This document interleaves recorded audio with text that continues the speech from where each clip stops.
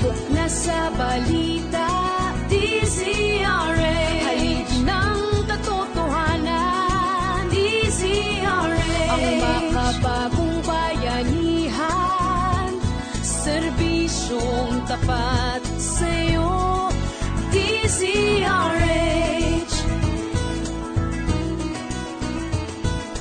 Umaarangkada ang mga balita, dala ang magandang umaga ng bansa. Pinakikinggan ang damdaming bayan, mabibigat na issue, pinupulsuhan. Naglilingkod sa pagpapalita, ang radyong nakasanayan na, DZRH. Subok na sa balita, DZRH. Haligi ng katotohanan, DZRH. Ang makabagong bayanihan, serbisyong tapat sa'yo, DZRH.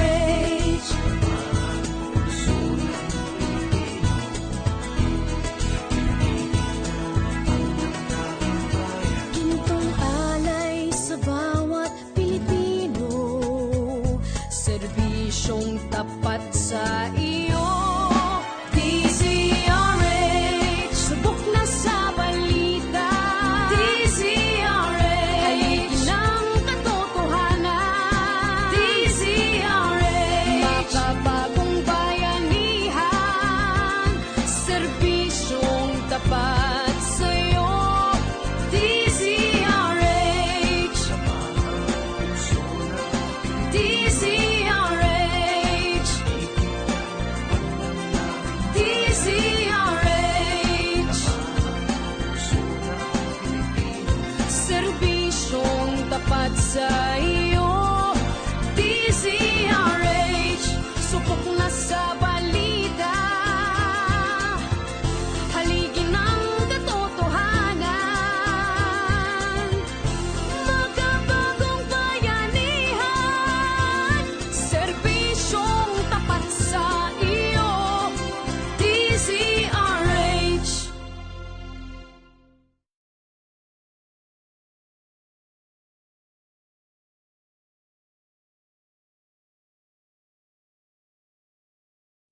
Dahil inaasahan ng Pilipino ang DZRH sa tamang balita sa lahat ng oras. Dahil inaasahan ng Pilipino ang DZRH sa tamang serbisyo saan man siya sa mundo.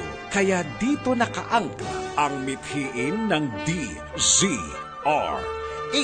Kami ay naniniwala na all the time is prime time. Hindi namimili ng oras ang bawat balita. Hindi na pinag-aantay. Kaya sa bawat pangyayari, nakabalita on air and Oras mula Star City hanggang Lawag at Vigan, Ilocos Sur, alas 9:06. hatid sa inyo ng SteelTech. SteelTech Colored Roofing. Ang yerong may kulay. Bilhin na sa leading roofing dealer nationwide. Emperador Light, ating tagumpay. A new Emperador anthem sung by Coco Martin for the global Filipino. Drink responsibly. Balita at komentaryo. Impormasyon na may entertainment. Kombinasyong click na click. Parang kape at pandesal lang yan. O kaya call and text, Facebook at YouTube. Mga kombinasyong hindi pwedeng maghiwalay. Tulad ng kombinasyong ito na hindi pwedeng hindi pakinggan. Panoorin at i-follow. Ang Mayor ng Pilipinas, Lakay Mayor Deo Macalma at Attorney Cheryl Adami. May lakay ka na, may attorney ka pa sa DZRH. Issue. Makihalo, makisawsaw at makialam sa isyong pambayan. DZRH Issue. Buhay na yung tawad. Dahil po sa mga nagawa namin, tao lang din naman po kami nagkakamali. Hindi naman po namin nagugustuhin talaga yun mangyari. Wala naman po talaga kaming planong mag-viral talaga yung video. So hindi talaga namin ginusto yun. Yung video na po na yun, ginawa po yung para lang po talaga sa amin. Eh, ano sasabihin mo sa ating Pangulo? Eh, tulad niya nag-viral tayo para mapagaan yung ganyang kalooban doon sa nakikita sa viral video. Humingi po kami ng sorry po, pati po lalo lang sa ginawa po ng isa naming kaibigan. na si Randall Roque po. Hindi naman po siya ganun kasamang tao eh. Talagang na-influensyahan lang rin po ng alak po. Tapos yun nga po yung marijuana. Mga bata ngayon, ano? Minumura na ang presidente.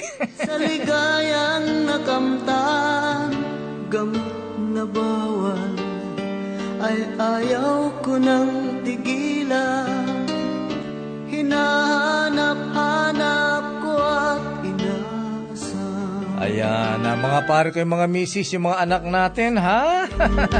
Abay, dapat tinitingnan din natin yung kanilang mga aktibidad ginagawa. Ay wala na. Diba, attorney? Ha? Oo nga lakay, grabe sila. Para oh. hindi napapariwara, mantakin mo, Diyos ko, grabe yung chonky naman yun, ha?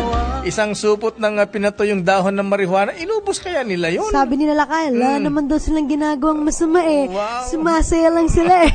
Wow, pre! Ayan, Mr. President, gagawin mo legal ang marijuana. Chonky tayo, Mr. President, sir. Ay, nako talaga mga kabataan ngayon, ano, ha? Pero anyway, mahabigan ni, bata pa sila. Sabi ko nga kahapon na, attorney, matapos natin ma-interview yung mga batang yan kahapon, kasama si Edwin Duque dun sa Malabon Police Station. Kung nais nilang magbago, bigyan pa natin siguro sila ng pagkakataon, ha? Ayan, ang tanong lang naparoon na kayo ng Pangulong Digong yung video na yon, ha? Baka ipakain sa kanilang, pakainin sila ng isang plastic man ng marijuana. Sige, eto, laklakin ninyo, ha? Ay, nako talaga mga pare kay mga misis. Ayan, ang dami natin mga issue ngayon. Of course, andyan pa rin po ng issue ng droga mga pare kay mga misis. At syempre yung presyo ng mga pangunahing bilhin, lalo na ang bigas, ha? At syempre, abay, sa bagay tayo mga Ilocano, attorney, mahilig tayo sa gulay. Correct. Ayan, mahilig ka sa... Saluyot. Ayan, saluyot, utong, kabatiti. Yes. Ayan, ano pa, ha? Parya, ayan, tarong. Kaya ang sabi ni yung principal ng Senado, ha? Senator Cynthia Villar, abay, ba't gusto nyo ang galunggong? Dapat maggulay tayo. Ayan. Pero mas gigulay lakay kasi ang mahal na eh. Kaya ba, canned goods na lang.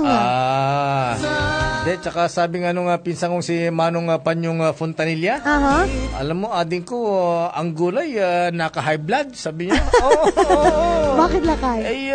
Paano naman? Mapana ka agarado di taltalon. Ayan, mag-aararo ka sa bukid. Ayan. Abay, pag uwi ko, pag almusal, gulay. Ayan. Tanghalian, gulay na naman. Ayan. Hapunan, gulay na naman. Ma-high blood ka talaga lakay. Ulit-ulit pa na gulay lakay. Ano bang iba? Ayan. Hindi man lang mamantika ang aking nguso, ha? Pero dito sa Manila, grabe ang gulay, ang presyo ng gulay lakay. Yes, ang mahal. Pero sa dami ng mga sakit ngayon, attorney, dapat ano tayo, ha? Ingat tayo sa ating kalusugan. Tama. Ha? Ayan, katulad ng makausap natin, ha? Ayan, kaya pala magaling ito sa sa 3-point shot, ha? Abay, ito ano rin, ha? Conscious sa kanyang kalusugan.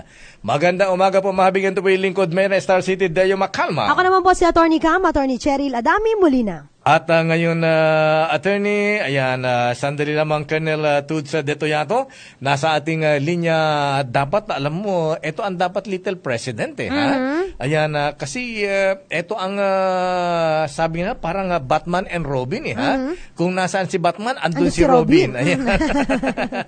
Kapiling natin, mahabigan, maswerte tayo ang Special Assistant to the President, Secretary Christopher Bongo. Secretary Bong, magandang umaga po sa inyo, Secretary, sir. Good morning, Secretary. Magandang umaga po, Sir Deo and Ma'am Attorney Cam. Uy, namiss ka po namin dito, ha? Ayan, Lasang natin usap natin si Secretary Bongo. Personal, live na live dito. Yes.